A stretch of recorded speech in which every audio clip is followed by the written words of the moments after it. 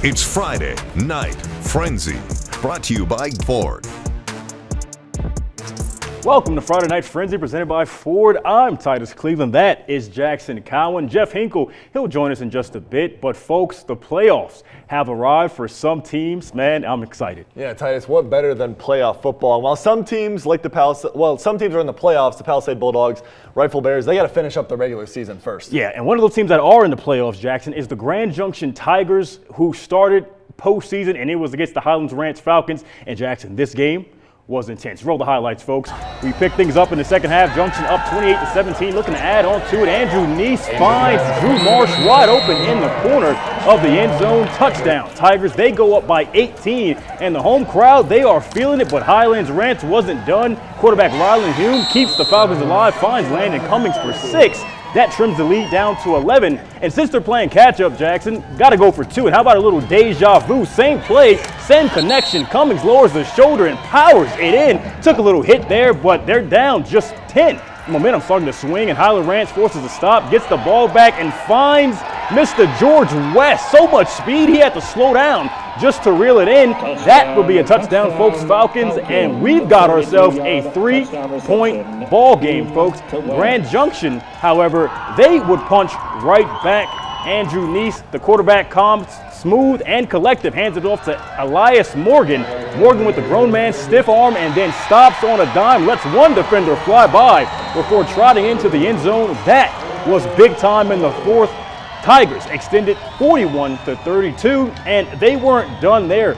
Junction adds one more touchdown in the fourth and shuts the door on Highlands Ranch. Final score in this one, Grand Junction 48, Highlands Ranch 32. The Tigers take the first round playoff battle and move on in style. Yeah, Titus, and while the Grand Junction Tigers are starting the postseason, there's still a few teams, they got to finish up the regular season. One of those teams, Steamboat Springs, they head to Rifle. The Rifle Bears are looking to end their season on a high note with their first win of the year.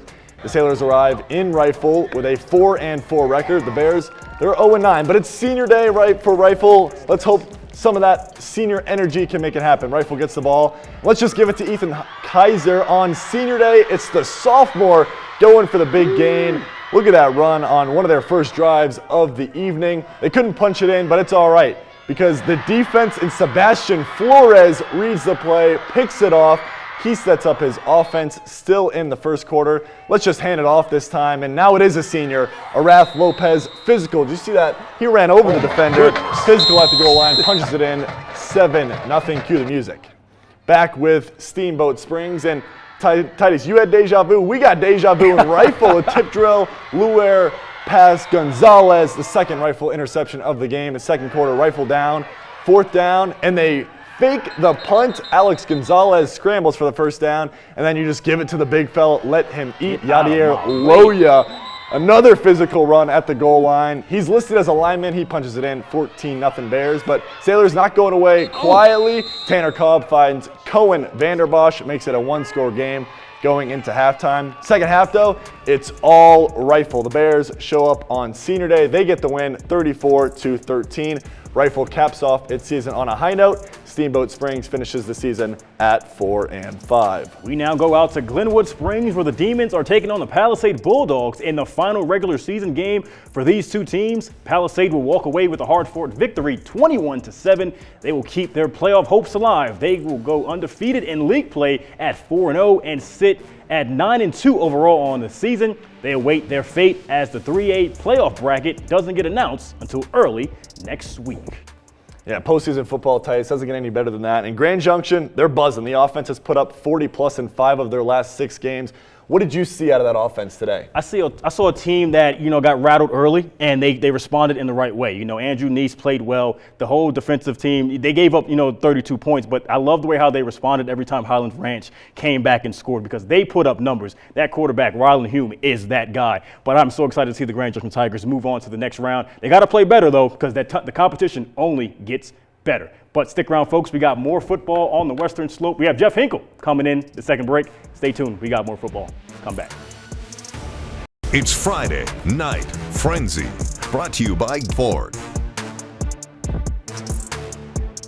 Welcome back to Friday Night Frenzy, folks, presented by Ford. Jeff Hinkle is in the building with us right now. The Montrose Redhawks have turned winning into a tradition after finishing the regular season undefeated, guys, okay? They've got their sights set on one thing, and that is redemption. Jackson, me and you took the drive down to Montrose to talk to a couple of guys to see how they're gearing up for the playoffs. Let's take a look. The hard work we've put in, all the time and hard work the coaches have put in, and we don't want to let the town down. It'd be huge for us to get one. We worked our butts off, man. We have a couple Final Fours, 2 state runners-up, but we're missing one.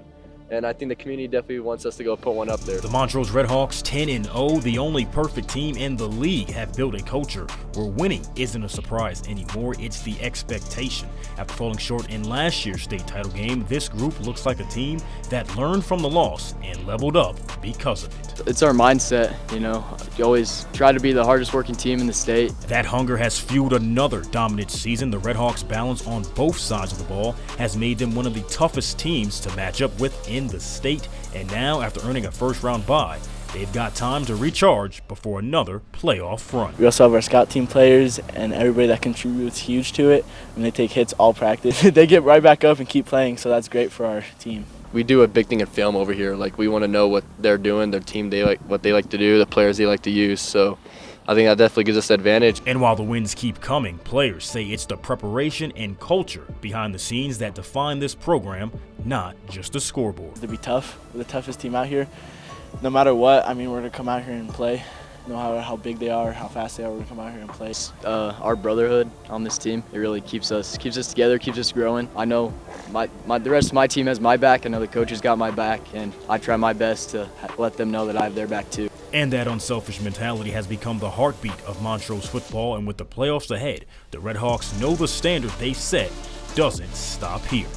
It's go time, We're going to the end. That's our mindset. So we're taking it week by week, but we want to set a statement every week to show that we're the best team in the state. Even a message throughout the regular season, not just play style. We're the most physical team in the state. Whether we're down 7, up 14, however the game goes, we're not going to quit, and we're going to give you 100% effort and physicality all game long.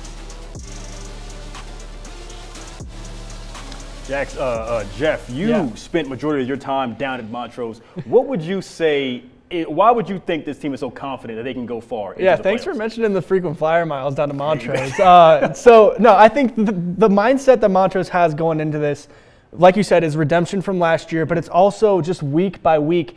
They play the opponent that's in front of them, and they don't underestimate anybody. They're always going. They know that football is a game of runs and a game of if you have the momentum, you're gonna do good in the game. Right. And the Montrose Redhawks, they have one of the best momentum swingers in the game in Elijah Womack, right? So that's the mentality that the Redhawks have going into the playoffs, and I feel like they're going to do a pretty good job against Frederick. And Jackson, we got to talk to a couple of guys over there. What did you take away from our time down in Montrose? Yeah, I think the biggest thing that stood out to me was how grateful they all were. They kept mentioning, the town gets behind them, and this is something that they want to do for the town, not just for themselves.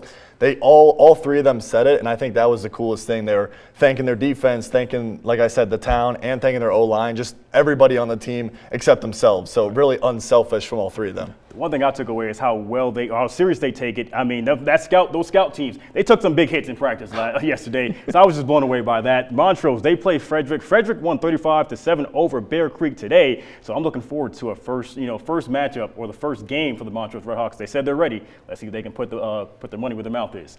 As far as the Fruita Wildcats, they makes the state playoffs as the 18th seed. They head to the 15th seed at Columbine Rebels. And folks, I'd love to give you some better news, but this one was all Rebels all day. Fruita was shut out over 3 quarters. They fall short to the Rebels 44-14. Their season comes to an end, but what a season it was for the Wildcats. Yeah, Delta's playing tomorrow. They're getting going in the first round as well. They had to brush in that game.